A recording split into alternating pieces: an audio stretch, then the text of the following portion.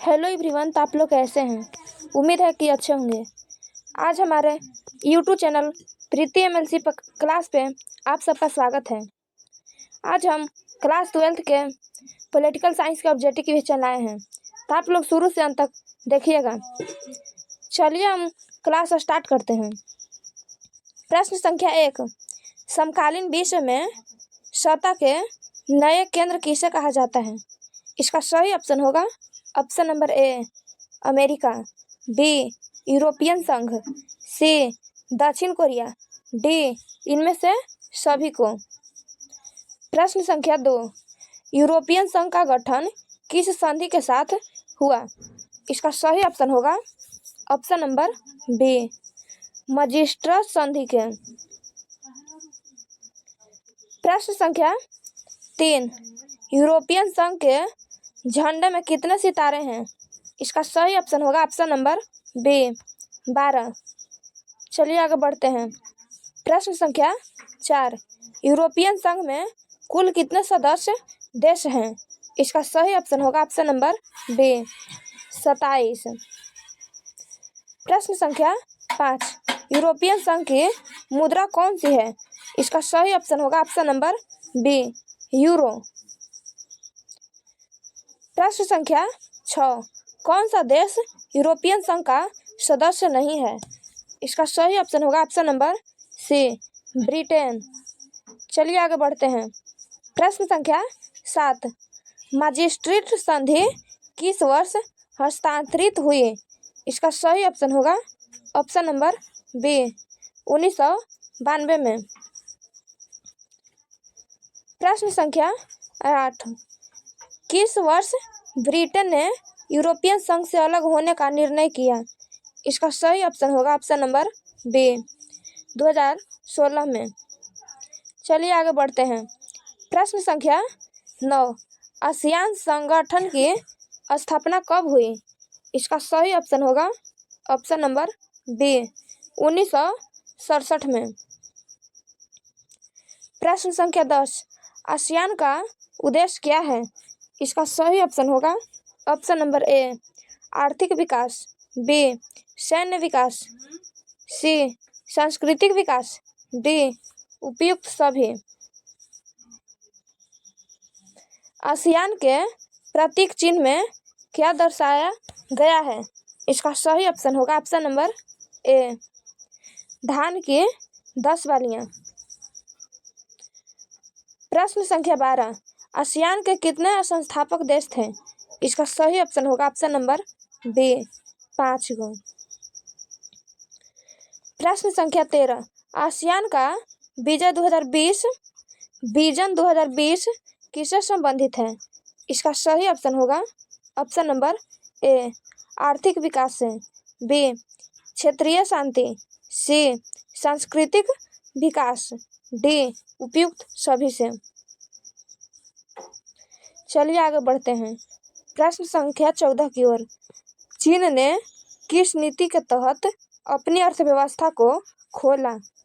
इसका सही ऑप्शन होगा ऑप्शन नंबर ए मुक्त द्वार नीति। चीन ने किस वर्ष विश्व व्यापार संगठन में प्रवेश किया। इसका सही ऑप्शन होगा ऑप्शन नंबर सी 2001 में। चीन में 1978 में कौन सी नीति लागू की गई थी। इसका सही ऑप्शन होगा ऑप्शन नंबर सी मुक्त द्वार नीति। चलिए आगे बढ़ते हैं। प्रश्न संख्या 17, चीन का वर्तमान विश्व अर्थव्यवस्था में क्या स्थान है। इसका सही ऑप्शन होगा ऑप्शन नंबर बी 2। सार्क संगठन का मुख्यालय कहाँ स्थित है। इसका सही ऑप्शन होगा ऑप्शन नंबर बी भूटान में। चलिए आगे बढ़ते हैं। प्रश्न संख्या 19, सार्क में कुल कितने सदस्य देश हैं। इसका सही ऑप्शन होगा ऑप्शन नंबर सी 8।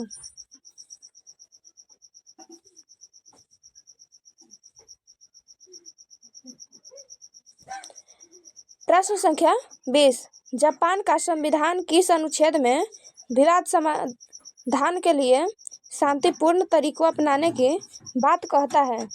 इसका सही ऑप्शन होगा ऑप्शन नंबर बी, अनुच्छेद 9। प्रश्न संख्या 21, जापान की अर्थव्यवस्था का विश्व में कौन सा स्थान है?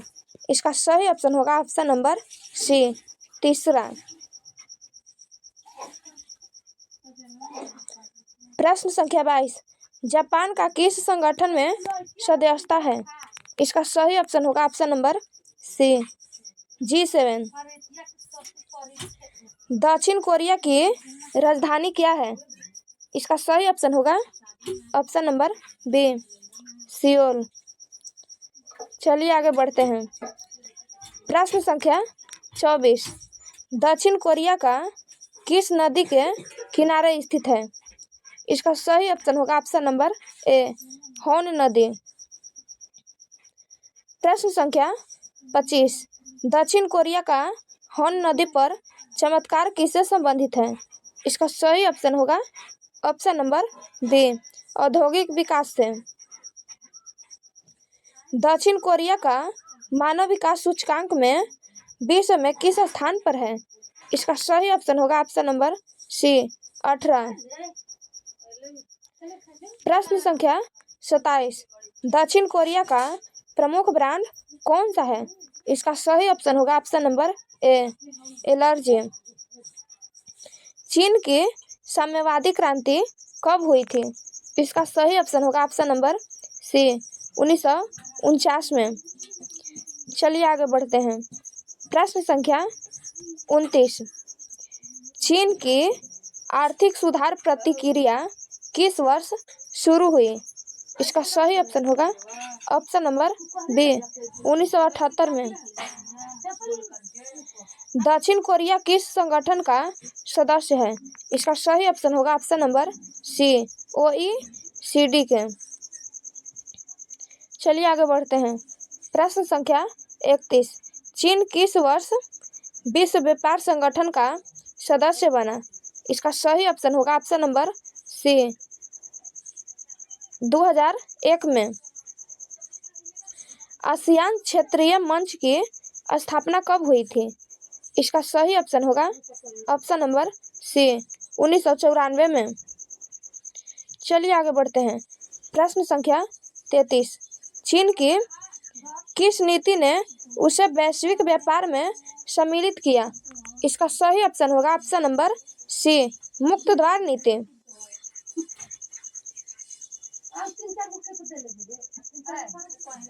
चीन का प्रभाव किस क्षेत्र में अधिक है? इसका सही ऑप्शन होगा option number A, Africa, B, Asia, C, लातीनी अमेरिका, डी, उपयुक्त सभी। सार्क की स्थापना कब हुई थी? इसका सही ऑप्शन होगा ऑप्शन नंबर बी, 1985 में। प्रश्न संख्या 36, आसियान विजन 2020 किस क्षेत्र से संबंधित है? इसका सही ऑप्शन होगा ऑप्शन नंबर डी, क्षेत्रीय शांति से। चलिए आगे बढ़ते हैं। प्रश्न संख्या 37, चीन का कौन सा क्षेत्र आर्थिक विकास में प्रमुख है? इसका सही ऑप्शन होगा ऑप्शन नंबर ए, विशेष आर्थिक क्षेत्र, SEZ। चीन में थोक थेरेपी के बजाय किस प्रक्रिया का पालन किया गया है? इसका सही ऑप्शन होगा ऑप्शन नंबर बी, चरणबद्ध सुधार। चलिए आगे बढ़ते हैं। प्रश्न संख्या 39, यूरोपियन संघ के किस सदस्य देश से के पास वीटो पावर है? इसका सही ऑप्शन होगा ऑप्शन नंबर बी, फ्रांस के पास। आसियान की प्रमुख शैली क्या है? इसका सही ऑप्शन होगा ऑप्शन नंबर ए, शांति और सहयोग। प्रश्न संख्या 41, आसियान का सुरक्षा समुदाय किस उद्देश्य से बना है? इसका सही ऑप्शन होगा ऑप्शन नंबर बी, विवादों को सुलझना। प्रश्न संख्या 42, चीन की जनसंख्या किसके द्वारा नियंत्रित की गई है?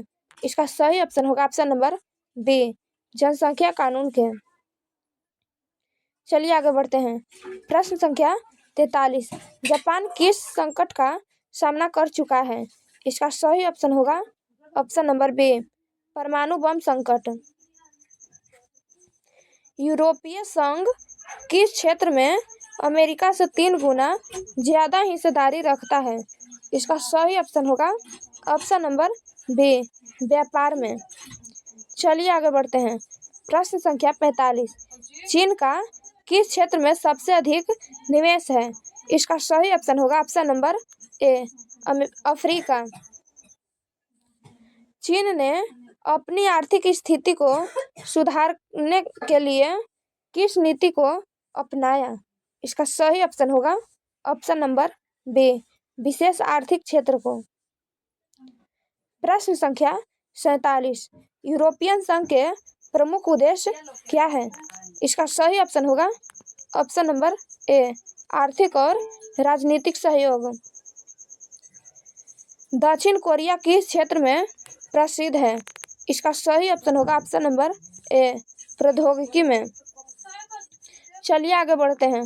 प्रश्न संख्या 49। दक्षिण कोरिया के किस ब्रांड की पहचान वैश्विक स्तर पर है? इसका सही ऑप्शन होगा ऑप्शन नंबर बी, सैमसंग। चलिए आगे बढ़ते हैं। प्रश्न संख्या 50। सार्क का उद्देश्य क्या है? इसका सही ऑप्शन होगा ऑप्शन नंबर बी, सांस्कृतिक और आर्थिक सहयोग। चलिए आज का क्लास हम यहीं पे खत्म